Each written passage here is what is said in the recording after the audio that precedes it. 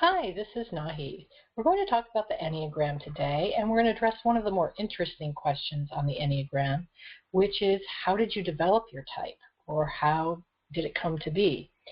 And there's a lot of arguments about this. Is it nature? Is it nurture? And I think most experts agree that it's a little bit of both, but there's not a lot out there that talk about how. And because at Aspire, we're interested in what your core beliefs are, I think this is a really interesting question for us to explore. So here is the Enneagram, just as a refresher with all the numbers on it. And notice there's 9 numbers. And one thing about the Enneagram to keep in mind is really it's just a shape. But it's a shape that inspires thinking. And the Enneagram is all about threes, sets of 3. And people who study the Enneagram with personality types have developed those 9 types, or separated those 9 types into all sorts of triads. And then there's even triads within the 9 types. So there are many sets of 3 related to the Enneagram, and I'm just going to talk about 2 of them today. And one set of 3 are the different triads that they talk about the most. They talk about gut, heart, and head. And the gut is what they call the instinctive triad, where the primary emotion is anger. And then they have the head triad, over here, the 5, 6, and 7, where the primary emotion is fear. And then they have the heart triad, and the primary emotion is loss or shame. But they don't really say how the primary emotions developed. There was one person I read that sort of explained that the loss and shame in the heart triad came from not feeling seen as who you really are when you were a child, and so then trying to put a different image. And so some people will call that heart triad the types that are concerned with image. But I like this loss shame just because it correlates more directly with anger and fear as an emotion. But then the question is, well, how did all this develop? So keep these triads in mind, and I'm going to show you some different triads. So we also have groups of 3 in the Enneagram that show different energies toward the world. So we have the assertive types, and the assertive types we'll call energy out, which means they take their energy and they assert it out on the world. They assert their will out onto the world to get whatever they need in the world, or whatever they want, or to accomplish whatever they want in the world. And those numbers are the 3, 8, and 7. Then we also have what we call the compliant or the dutiful types.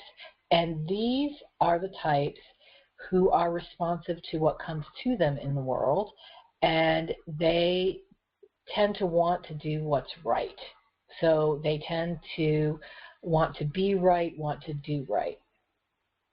And then we have the withdrawn types, and these types tend not to necessarily assert their will on their world or receive the will from the world, which as the compliant types do, but they tend to go within themselves, and so that's why they're called withdrawn. And sometimes they're called neutral because they're not assertive, they don't assert their will out, and they're not receiving, they don't take the will in. So they set boundaries and they go within themselves. So this is interesting because then you have another set of 3 3s. So with the Enneagram, it's great because with 9 types, you can do 3 3s all day. However, for our purposes, we're going to map this out into the childhood scenarios. And how did you come to get your type? Well, most experts at this point that I'm recording this video agree that it's nature and nurture. So it's not, you didn't come into the world with your type and that is your type.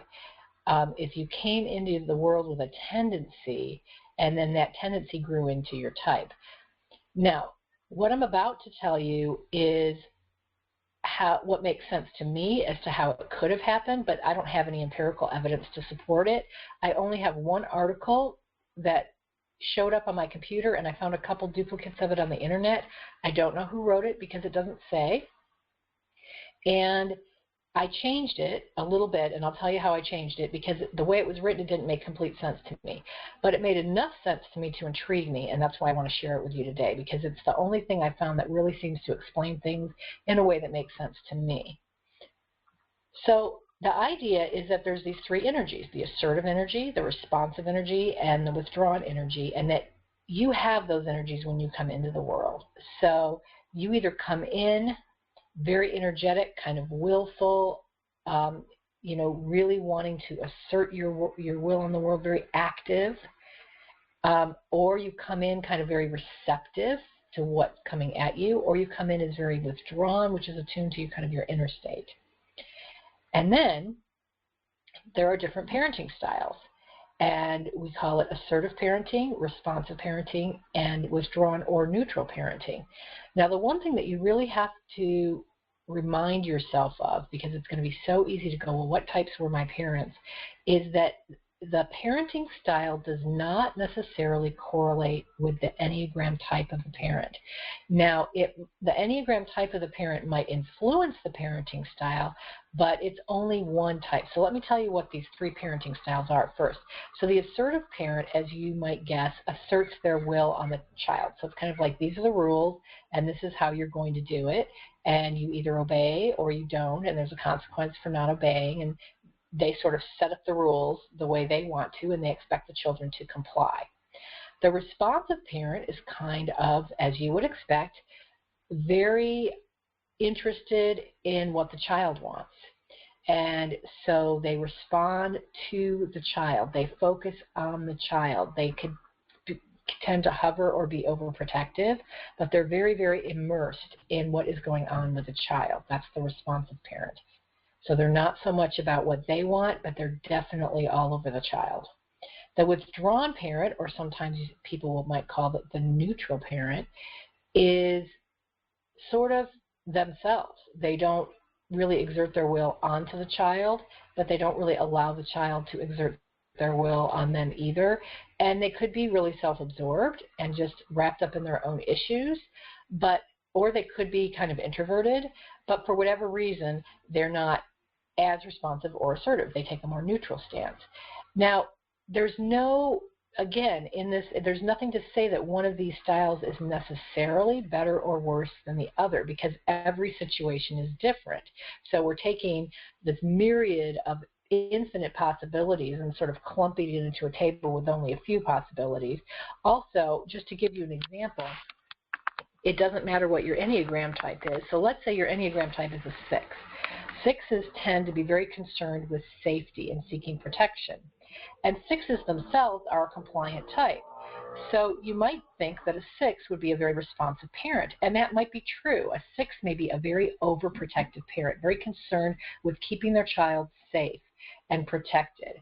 Or a 6 may be more of a military style parent, because they believe that command and control and having a lot of rules and structure in the home is going to create the safest environment for their child.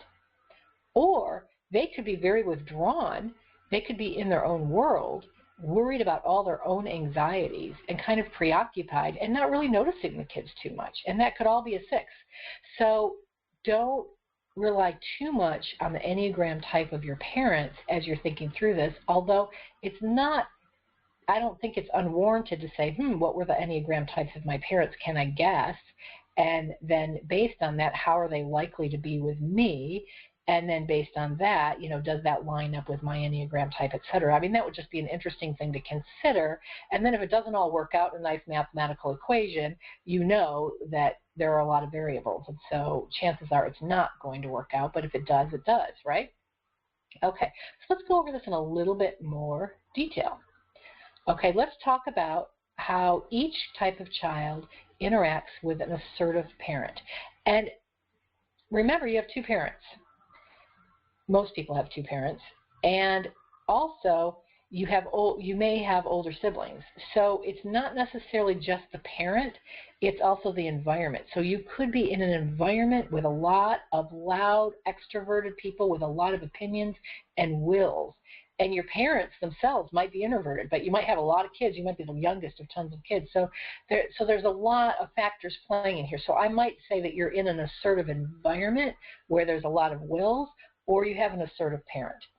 But whatever the case, whatever the specific scenario, the general scenario is you come into the world in this environment and a lot's coming at you. And a lot of what's coming at you is telling you what to do, right? So the stance of the assertive parent is, here are the rules and this is what you do. It's authoritative. You're going to do it my way. So now we mix the assertive child with the assertive parent. The assertive child wants to do things their way. They come into the world and they have energy and they want the energy to go out. So an assertive parent and an assertive child are probably going to clash. And so it would make sense that a type 8 child would come out of that, someone who feels that they have to fight to get their way because they're consistently fighting and clashing with the parent. Now, on the other hand, we have a child that comes in very responsive and receiving the energy of the compliant. And here they come into an environment, and the environment is, here are the rules, follow them, do it my way, this is what needs to be done. A compliant child is going to just buy right into that. And they're going to go, okay, here are the rules, I need to comply. They might be a little angry about it. They might wonder how come when they get to do things their way. But for the most part, they're going to comply because they have responsive, compliant energy. The withdrawn child tends to go within themselves. They don't like all the loudness. They don't like being told what to do. Maybe there's a lot of siblings fighting. And they say, you know what? I'm out of here. I'm going to disappear. I'm going to live in my own world and protect myself. So what the type 9 child does is they just become invisible. They don't bother trying to assert back, but they don't necessarily take on either. They kind of stick it, and they kind of stick it to the system, and the way they stick it to the system is in sort of a passive-aggressive way. They just sort of do their own thing, and then when they have to comply, on the surface, they're very compliant, but underneath, they're just doing their own thing, and they kind of live in their own world. Okay, so now let's talk about what happens with a responsive parent. So now a responsive parent, think of a responsive parent as very child-focused, very overprotective, nurturing. In the beginning you would think, wow, this is really, really good. Why would this produce negativity? And none of these styles necessarily produce 100% negativity. They're all good in some ways. We're just looking for the bad because we're looking for the core negative belief that could hold somebody up of a given type, right? So responsive parent with a type 7 child. So assertive child. Assertive child comes into the world, again, has a lot of will, knows what they want, goes after what they want. Now they have a responsive parent. The parent is child-focused. Typically, the parent is going to be indulging the child to the best that they can, which means that the child's going to actually have a pretty fun life. Lots of fun things to do. The parent's paying a lot of attention to them. They get their way all the time. But no parent can constantly cater to a child. The child has to grow up. And also, there are probably other kids in the family. So this child gets very upset when all of a sudden that parent isn't around to take care of them. Because getting taken care of is fun. When they're with their parent, it's fun. They get to have their way. They get to do all this stuff. So the type 7 child enjoys being with the parent but develops a fear of being left without that parent. Now the responsive child. This child comes into the world. Again, they have a responsive parent. The responsive parent is very child-focused, indulgent, overprotective, and they kind of send a message, which is the message is, you need me. You need me to take care of you. And so the type 6 child, being responsive, buys right into that. I need my parents to take care of me. But again, that works as long as the parent's on top of everything, but everybody's human. The parent's not always going to be there for the child. The child has to grow up, and they tend to really, really fear not having that protection. And they fear it in two ways. When the parent's absent, and also when the parent maybe gets wrapped up in their own stuff and can't be there. So even if the parent's there 90% of the time, the 10% of the time that the parent's not available to the child is going to be very, very scary. Now, with the withdrawn child has a different type of reaction to the responsive parent. The withdrawn child likes to live within themselves. The responsive parent smothers them, overwhelms them, constantly going, checking on them and seeing if they're all right and trying to draw them out. And the withdrawn child actually feels overwhelmed by this type of smothering, by this kind of parent. They don't feel like they're getting their own space. And they begin to feel afraid that they're just going to get swallowed up by all the smothering. And so then they just keep trying to retreat and create their own space.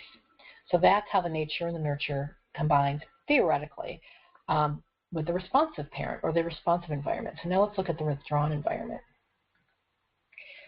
So a withdrawn parent, remember, is neutral. So they're not paying as much attention to the child.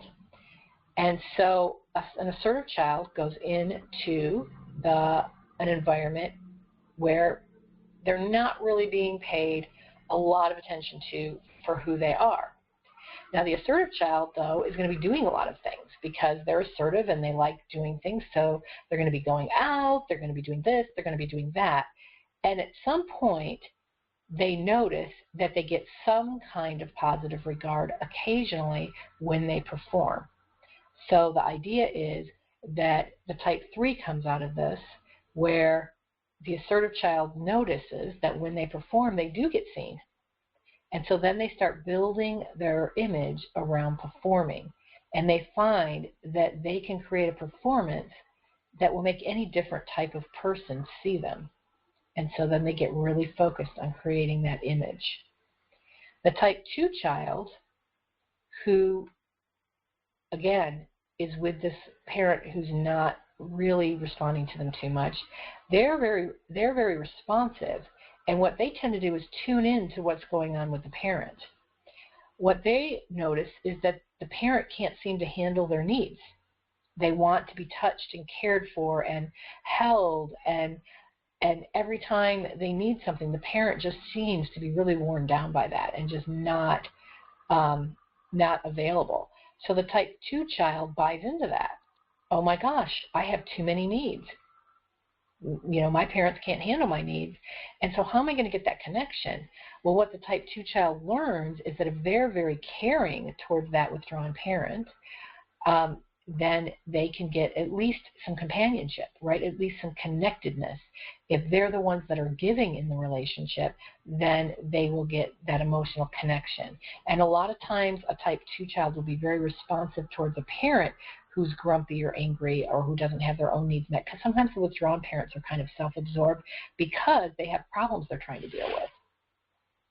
Now, the 4 child is a withdrawn child, and the 4 child sees that they're not being seen, and they wonder, you know, who they are.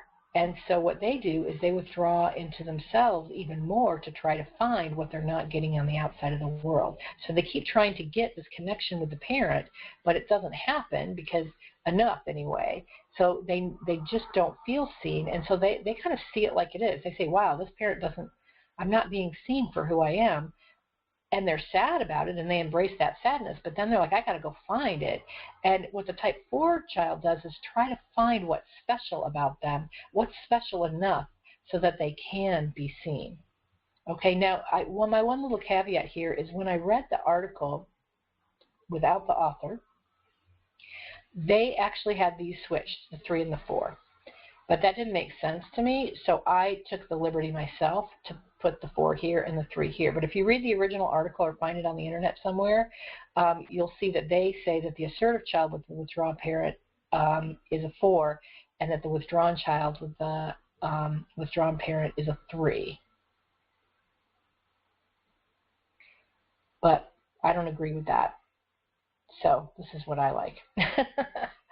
All right, so here we go. Let's look at all of it together. So there's the table of all the 9 types in this nice little grid, 3s and 3s and 3s, and look at this. Each child retains their triad. So the assertive children, and this is why I had to change these 2 around, because we couldn't have purple up here and red down here. It just wouldn't look right, right?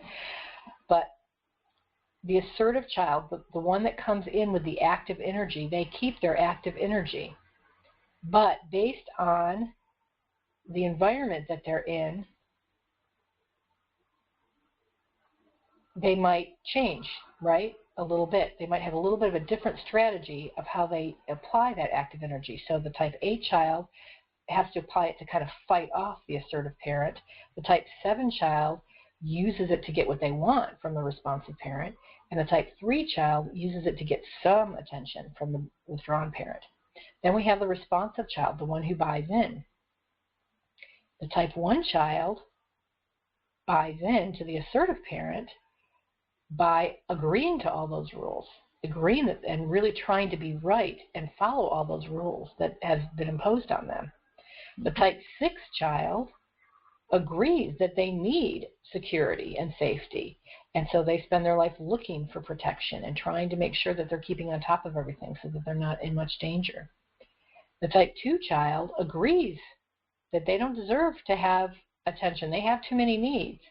So they decide that they're going to have to take care of the parent or take care of whoever it is. If they want any kind of attention, they're going to have to do it that way. They're going to have to be the giver. Then we take the withdrawn child. And again, the withdrawn child stays withdrawn, but they have a different withdrawn strategy. The type 9 child doesn't like all the crazy, assertive, maybe yelling and screaming or whatever is going on in this assertive household. But they don't want to make waves. They don't want to deal with all this chaos. What they do is they comply on the outside to pacify the parent, and then they hide inside, and they actually disappear.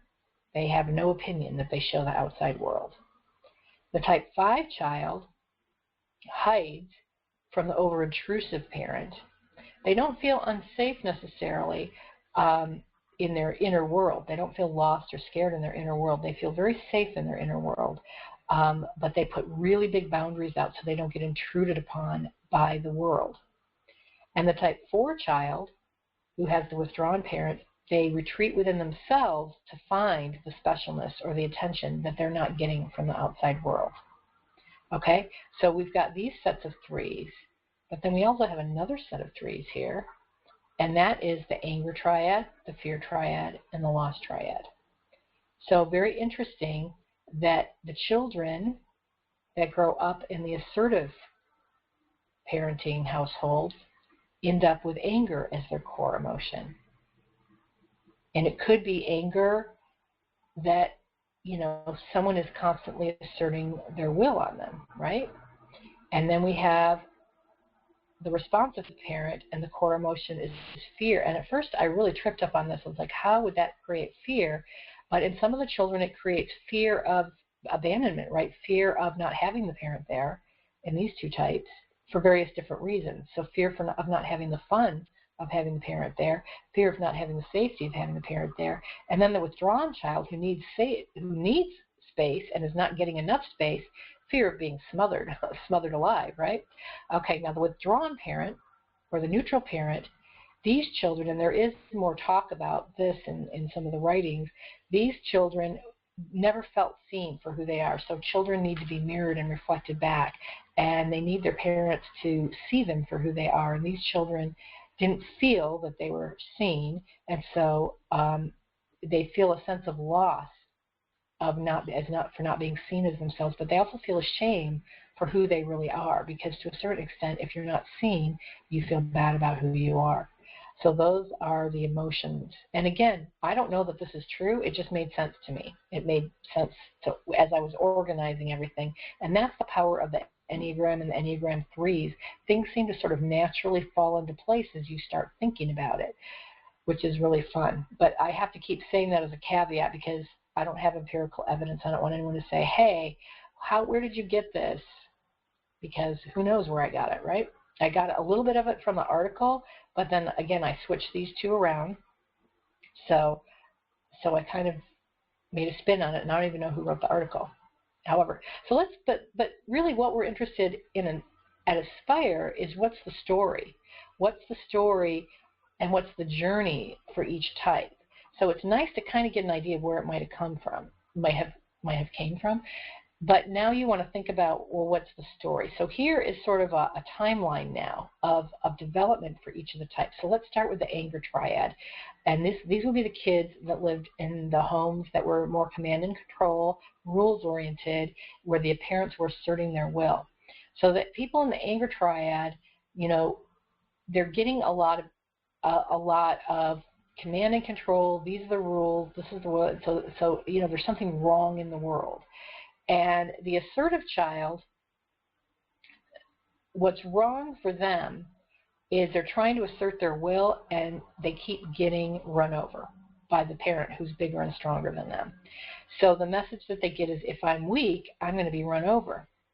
And they get very angry at the injustice of it all, right? How come they, you know, I don't even get a voice here? And so the 8 develops a need for power, an unmet need for power. And then they develop a survival belief, right? So how am I going to get that power I need? Well, I'm going to be the strongest, and I'm going to take charge of things.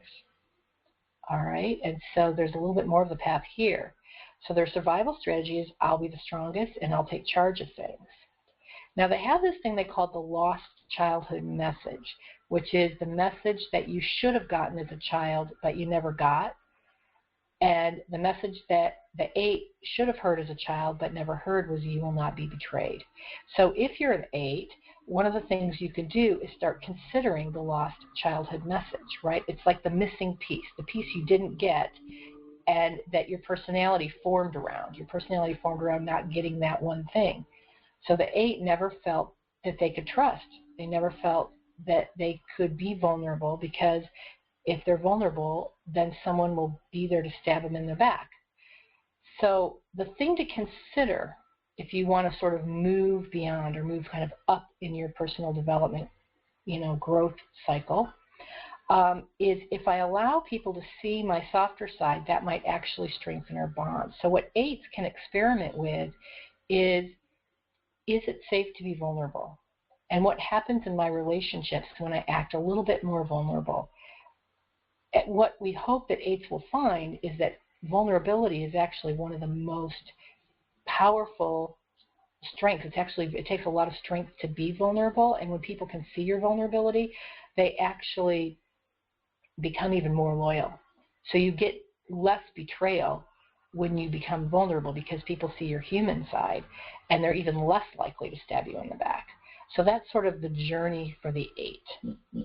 So let's go. So that was the assertive child with the assertive parent. Now let's go to the compliant child with the assertive parent. So now we have the compliant child in the assertive parent's home, and the compliant child learns that mistakes are bad, right? Because they're trying so hard to follow the rules that all the mistakes are bad. And they get angry because nobody can be perfect, and so they need to constantly, they've bought into the message that they have to do everything right, and so they're constantly trying to fix and make things perfect. So their survival strategy of relief is, if I can be perfect or make things perfect, then it will be good. So it's a constant journey to trying to be good. So if I can be perfect or make things perfect, it will be good. So what's the missing childhood message is, you are good as you are. So I should have added as you are here. You are good as you are. So the journey for the lost childhood message is, if I'm good as I am and things aren't perfect, maybe there's perfection in the flaws. So that's the thing for the 1 to consider. Is it possible that there can be goodness in mistakes? Is it possible that there can be perfection in flaws?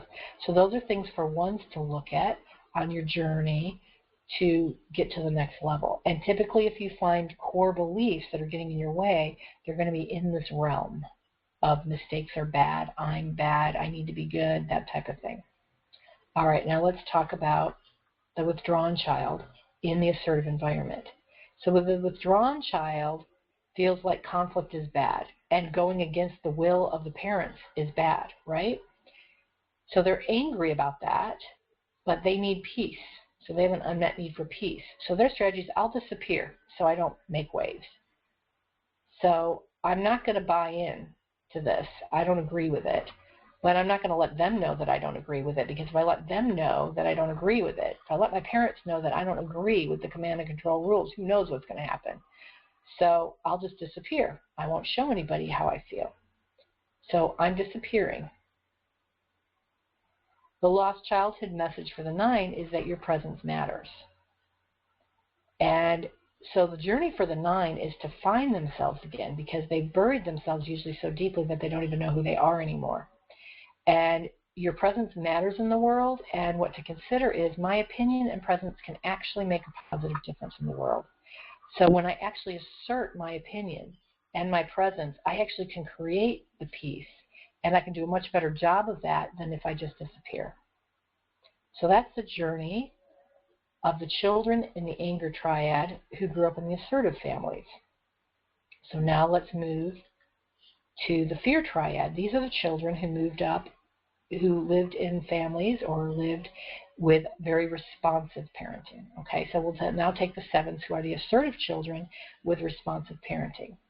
So their core negative perception is I will not be taken care of. And it's not because they're not being taken care of. It's because they so enjoy being taken care of that 10% of the time that they're not being taken care of, they're very afraid, because they want to always be with that parent and always have their needs met, every little need being met for them. So the fear is to be abandoned, and so what they need is immersion, right? They don't want to be left alone. They need this immersion. And so their strategy is, well, if I keep having fun, or if I keep making things fun, I won't be left alone. So I'll just keep creating fun, and I won't be left all by myself to have to deal with boredom, because 7s deny the fear, so they experience boredom as their negative emotion that they are trying to run away from. So I keep making things fun, I won't be left alone. So they have this survival belief and strategy. If I keep having fun, making things fun, I won't be left alone. The lost childhood message for the 7 is you will be taken care of. So if a 7 can kind of go, okay, I'll be taken care of no matter what. Maybe if I sit still, all the love and care I need will be there for me. So 7 has to kind of settle into the boredom, which is really fear, and allow love and care to come to them and trust that it will come to them. So these are very uncomfortable journeys, but what I love about this is it kind of maps out a journey, at least something to try for each type. Now let's take the compliant child with the responsive parent. So now we have the 6. The 6 has a negative perception. The world is a dangerous place, mainly because they had responsive, very protective parents, but those protective parents weren't always there for them, and when they weren't, it got really scary. So their fear is of being hurt, and what their unmet need is for protection or security. And so their survival belief and strategy is if I pay attention to what can go wrong and find safety. So I'll pay attention to what can go wrong, and I will do what I can to find safety or protection. So the 6 expends a lot of energy paying attention to what can go wrong and preparing for it and finding safety. The lost childhood message, you are safe. And what to consider, now I got this message from actually Managing Your Emotions workshop, which I thought was really interesting, which is you're only going to die once. Maybe I'll just be fine. I'll be just fine until then, right? So everyone's got to die at one point, right? But until you die, you're not going to die. So it's kind of like, well, I'm not going to die until that one moment I die, and then once it's over, it's over. So sometimes that type of thinking can help a 6 start relaxing into, if I'm not going to die today, maybe everything's okay, actually. All right, let's take the 5. The 5 is the withdrawn child, and they have this very responsive parent. And the core negative perception is the world just wants too much from me. So this parent, they just keep bursting in on me. I'm really enjoying myself here, and then I get invaded, and then I get invaded again, and then I get invaded again. And if I'm invaded too much, I just don't get to enjoy my life or be myself. So there's this fear of being smothered, and there's this need for space. So the survival belief is I'll create my own world where I have sacred space. I'll set boundaries. I'll protect myself from the world. So 5s create their own worlds, create their own space. Their lost childhood memory is your needs are not a problem. In other words, if maybe I ask that responsive parent for some space, I might get some. Maybe others will honor my boundaries if I communicate to them. Okay, so maybe others will honor my boundaries if I communicate them. If I say, I need space, I need you to come towards me slowly. I need, I can't see you this week, but I can see you next week. So if I start talking about my boundaries, maybe others will honor them. That's the journey for the 5. So they can connect and just trust that boundaries could possibly be respected. All right, one last triad to go. That is the loss, shame triad. So let's start with the assertive child. So the assertive child now is in an environment where they're not really being seen for whatever reason. But because they're very active, they're performing and they're doing a lot of things. And there's probably many moments where they're actually delighting their parents and they're getting a lot of attention from their parents. So, but what they realize, it seems like the only time they get that attention is when they're performing. So the emotional response is loss and shame and this need to feel worthy. And so the survival strategy is, well, if I perform, they'll admire me, they'll value me, and they want me. So they create this image of success, this admirable image, this valuable image, so that people want them so much, and that's how they get their connection. So everyone in this triad is seeking a more genuine and authentic connection at their core, but they didn't get enough of it for whatever reason. Okay? So with the assertive child, with the 3, if I perform, they will admire me and value me. The lost childhood message is you are loved for yourself. And so the thing to consider is maybe others actually don't care about my achievements and they want to know who I am underneath. So that's the thing to consider for a 3, is to let go of achievements and start letting people get to know who you are underneath. And it could be a journey for you to get to know who you are underneath as well. Okay, let's look at 2. So 2 is the compliant child who buys right into this, not really getting enough from the parent. And the 2's like, well, if the parent isn't giving me enough, it must mean that I want too much. I need too much. Because if I needed just enough, the right amount, then the parent would be able to give me what I needed. So the compliant child goes in with, my needs are too much, and they feel loss and shame because they're not the right type of person as they are, and they have this unmet need to feel supported because they have all these needs and they need to get those needs met. So what the 2 does is realize that they can get some connection if they become the caretaker. So if I care for others, they'll need me and they'll want me. And if they need me and want me, they'll stay with me. And if they're at least with me, then I'll get a little bit of my emotional needs met. So again, if I care for others, they'll need me and they'll want me and they'll stay with me. And so the lost childhood memory is you are wanted as you are, your big needs and all. And so the thing for a 2 to consider is maybe others want to give to me and maybe others are strong enough to support me. All right, the last one, the withdrawn child with the withdrawn parent. So the withdrawn child sees that the parent can't see who they really are. They get this. The parent can't see me. And, I mean, they're just a kid, but they realize that they need to feel seen. And so they're trying to figure out how to feel seen. And if I can show them how special I am, they'll see what they're missing. So the 4 goes on a journey within to find what's special about them, to find what they have that's special. Special enough to make people regret not seeing them, or to make people see how precious they truly are. So the survival strategy, if I can show them how special I am, they'll see what they're missing. And the lost childhood memory is you are seen for who you are. And the thing to consider for a 4 is maybe others will find the ordinary me precious. So maybe there's precious in the ordinary. So let's take a look at how it all looks here. So here we have the diagram, and we have all the numbers, right? And each number has a journey, and we call it the journey back to yourself because you start out just fine, but then when you interact with nature, you disconnect in certain ways, okay?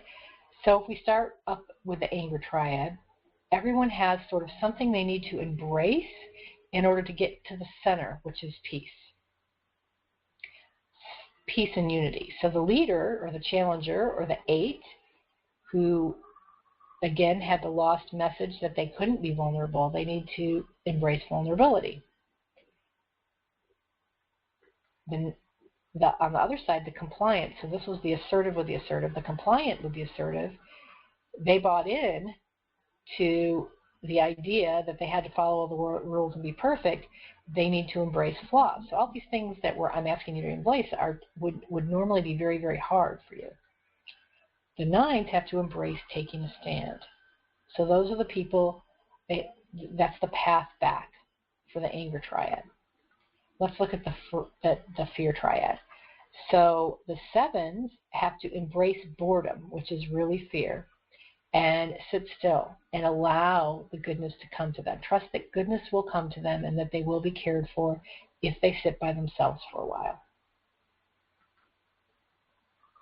The loyalist or the questioner, the 6, needs to embrace trust, that I will be safe. The 5 needs to embrace connection, that it's okay to connect people. They won't swallow me up or overwhelm me. Now we go to the loss and shame. The 3, the achiever or performer, needs to embrace failure. So it's okay if I fail because I'm not my achievements. I'm not what I do. If I embrace failure, then I have a path to find the true me. The 2 has to embrace neediness and say, sometimes I'm needy, sometimes I'm dependent, sometimes I need others to take care of me, and I'm going to have to lean on people. And the individualist, the romantic, they have to embrace the ordinary. Maybe I'm just me, maybe I'm just an ordinary person, but maybe that's enough. Maybe I'm special as I am. And that gets you to presence. So the journey for everyone in terms of a spiritual journey is to get to a place of presence where you're completely integrated. That takes a lifetime for some. It takes more than a lifetime for others. And it doesn't take as long for others, but it's definitely a journey. So thank you for going through these ideas with me. Again, my last caveat, they are just ideas. I'm sure everyone who studies the Enneagram has a unique take on it. But I thought this would be really good and fit in with what we're looking at Aspire, which is finding your core needs and getting them met and looking at your belief system. And sometimes that core belief system was developed in childhood. So hopefully this model was somewhat helpful with that. Thanks for being here. Bye-bye.